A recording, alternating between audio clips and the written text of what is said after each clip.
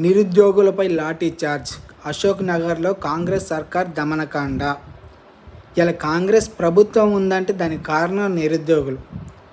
ఆనాడు బీఆర్ఎస్ చేసిన తప్పిదాలను, ఆనాడు బీఆర్ఎస్ పార్టీ ఉద్యోగాలు ఇవ్వకపోతే ప్రశ్నించిన నిరుద్యోగులు కాంగ్రెస్ పార్టీని భుజాన్ని ఎత్తుకొని అధికారంలోకి తీసుకొచ్చారు.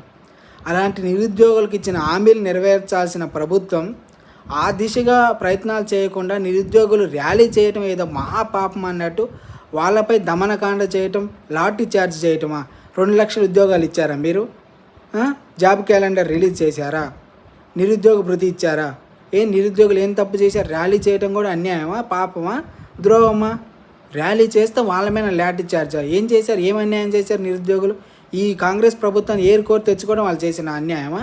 గత బీఆర్ఎస్ పార్టీ ఉద్యోగాలు ఇవ్వలేదని రాజకీయంగా దూరం చేయడం వాళ్ళు చేసిన పాపమా? కాంగ్రెస్ పార్టీని తెచ్చుకున్నది అనుభవించాలనా?